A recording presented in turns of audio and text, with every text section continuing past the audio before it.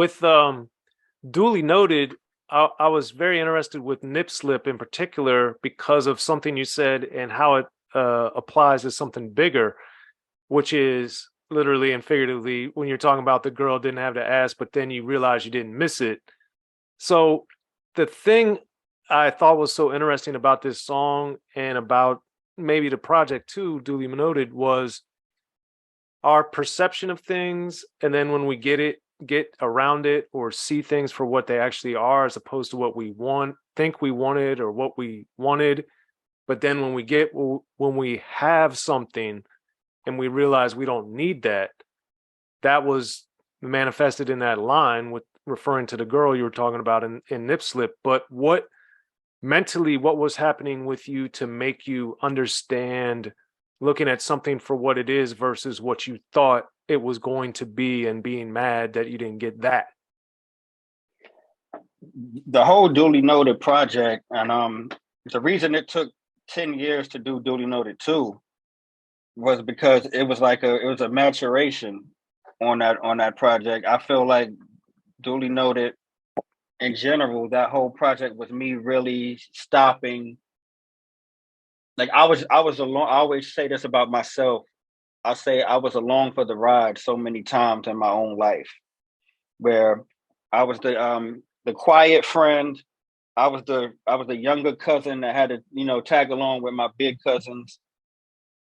I was the less popular friend. I was the in the group. I was like, okay, I'm gonna sit here and do the music. Don, what we doing next? Like Don's the leader of the group. Even down, even like my early days of my career, it was like, cool. What does somebody want to do? Oh, they want us to go here. Let's do it. They want us to go there. Let's see what happens. And with Duly Noted was the first time I had to sit down and be like, yo, who the hell are you? What have you gone through?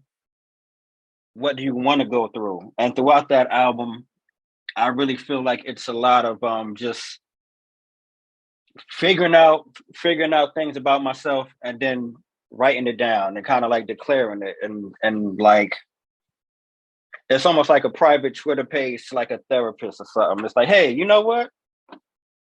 I was like, because I've actually had this conversation about that line with my girlfriend at the time without getting in trouble, without incriminating myself, and just the idea behind, because she heard the line and we spoke about the song in general, and I was like, even with that line, that was me.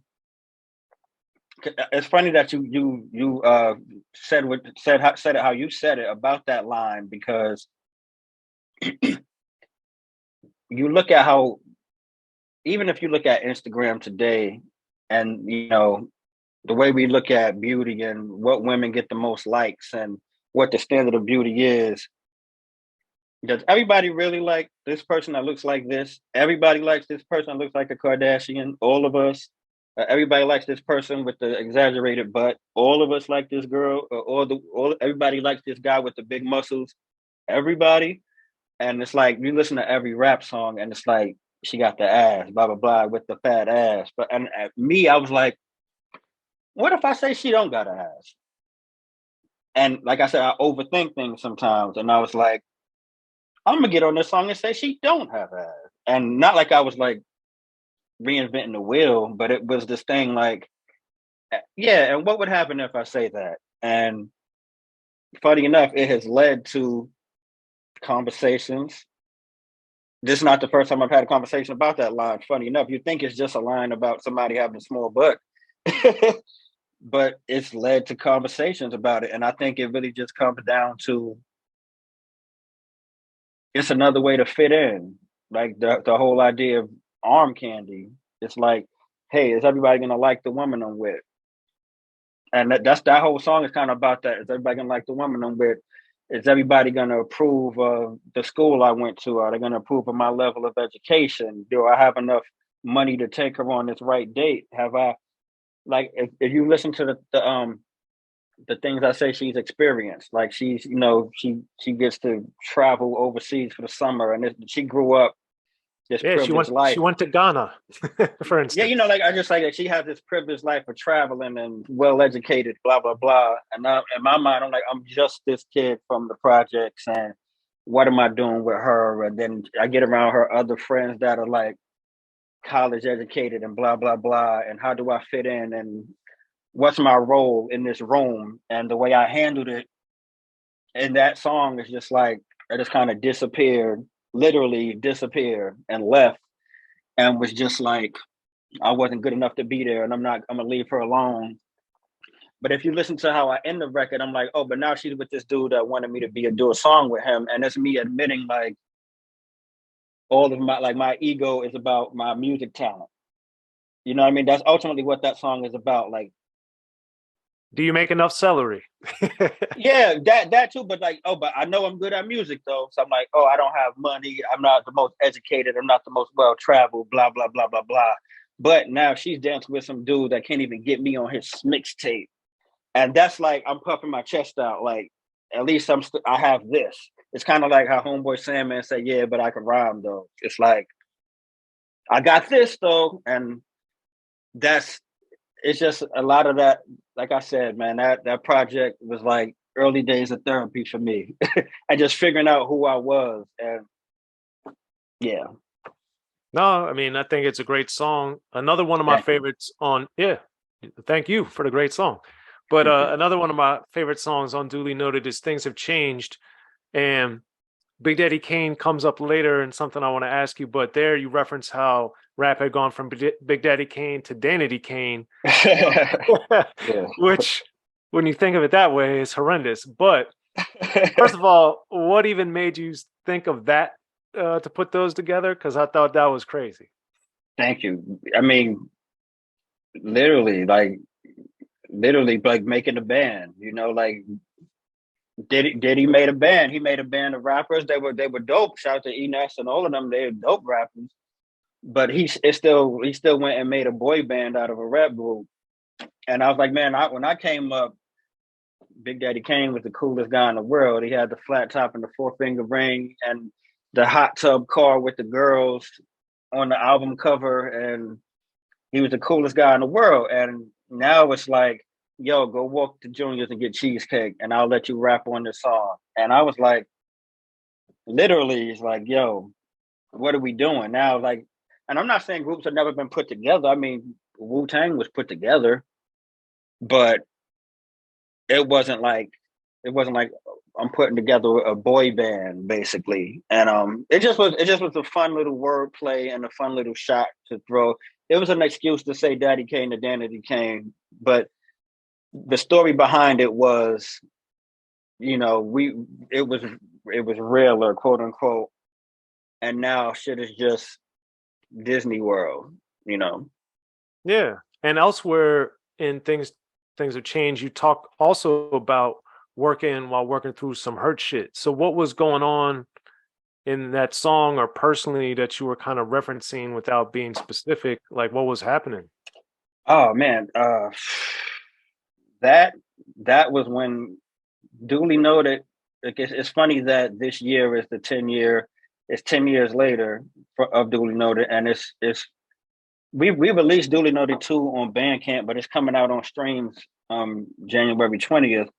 And we're doing the new Rubber Souls this year too, which was 2 totally different albums. Um, but both of those, when we were working on the Tanya Morgan Rubber Souls, I was working on Duly Noted, and I was super depressed at the time. So we would go do Rubber Souls, and Rubber Souls just supposed to sound like this fun kind of roots inspired jam kind of album. And we were trying to figure out what we were doing because Ilyas had left the group. We lost our management. The label had folded. We lost I guess kind of like the guy the guy that discovered us, Dominic Del Benny. No, not lost physically, but everybody, like, we all stopped working together, and we had all got on this roller coaster ride together, and it felt like we all just like fell off the ride, and me and Don went stumbling in this direction and had to wipe ourselves off, and like, okay, well, what do we do now? Hey, 6 Cents, you want to go in the studio with a drummer and the bassist, and let's jam out and see what we come up with. Let's do that for fun. And then I would do that and be drinking, making songs, whatever songs on Rubber Souls, and then go home and complain to my girlfriend at the time and be freaking sad and write duly noted. And like I said, I was like I was figuring out who am I today, because I just went through this thing from literally the good life, the journal entry of good life, to what I'm gonna do. And I'm thinking we doing it, and we going and we going. Our videos on MTV and blah blah blah, and then it all falls apart. And I'm like, oh well, I guess I can't just be the quiet friend in the corner. I can't just follow people around. I can't just be, well, at least I have talent and that's going to save my life. But now it's still going to be therapeutic. It's not going to be writing to save my life, but writing to figure out what's going on. So I think that's, for a long time, I thought I was trying to write to escape growing up in the hood. And, I'm going to make these songs and get my moms out the hood. That whole story. And with things have changed, and that project in general, that was one of the first times I was like, I'm writing this to learn something about myself, and not to make up a story, and not to tell you how nice I am, or to write to try to get some girl to like me, or like, other than writing something I want you to want me, like, oh, a girl broke my heart. I could do that, but writing to like, who am I as a man today? And so when I was like still working while working through some hurt shit, the working was I'm writing my way through what I'm going through in my life. And it became duly noted. And it wasn't, duly noted wasn't 100% what was me or whatever, but it was me overall. Whatever I said on that album was me coming to terms with exactly who I am today, and not who I'm trying to present, if that makes sense. Yeah. But and tied into that, with things have changed, you also said about if you didn't learn the hard way, then you didn't really learn. So that's a rather somber take on things as well. What was, Yeah. looking back on that, what do you think was making you say that? But then also, is that something you still feel is true? It's funny, like somber is the word. It's like the Pee Wee Herman word. When somebody say it, everybody starts screaming. Because when I put that album out, that was that was, I got back. I mean, it's a very somber record. Reviews were saying somber. Um, some of the fans of the album would email me back then on MySpace or whatever it was. I'm like, hey man, hope you're doing all right. Just because I was giving it up. I guess that just was the mood of the record. And I do feel like that. If you don't learn the hard way, you didn't really learn. I believe that. And I have my brother, God bless, he's turning 30 this year. And I have an older brother too that, I've learned some things from, but we didn't grow up close to each other like that, really. But my big brother was Don Will, really. And just because we're 5 years apart, and just learning things from him.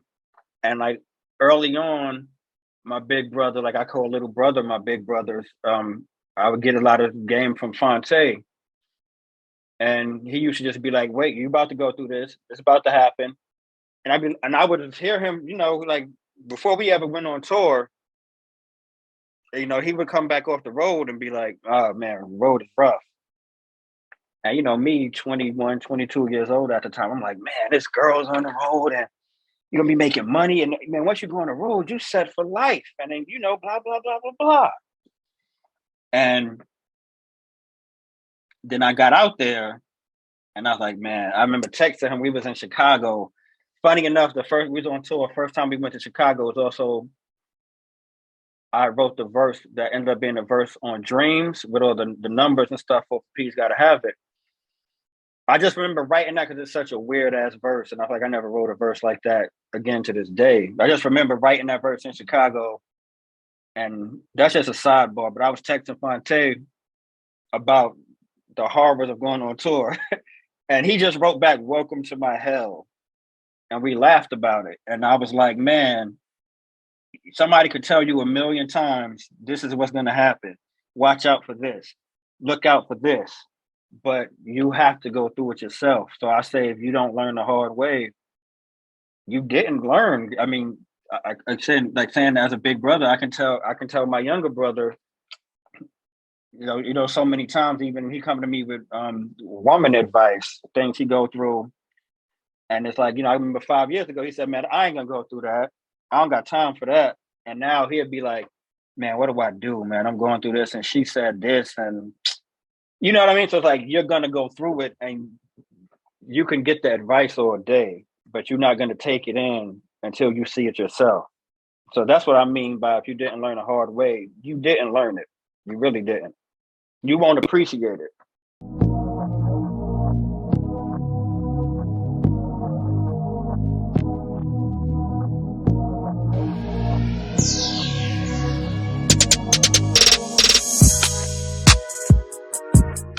Be sure to check out the History of Gangster Rap by Soren Baker. He's official. History of Gangster Rap features exclusive interviews with Ice-T, Snoop Dogg, MC Ren, the D.O.C, and dozens of others. The History of Gangster Rap, a definitive look at how Los Angeles changed rap forever. In Los Angeles, the streets definitely set the tone of the hip-hop music. At 19, I got a $50,000 car. My whole angle always was, I'll be street, but I will always tell you the horrors that go along with this life. It would be penalties and casualties for just wearing the wrong color in somebody's neighborhood. And once gangster rap made it from the streets to the TV, the genre exploded. With Fab 5 on your TV back with NWA.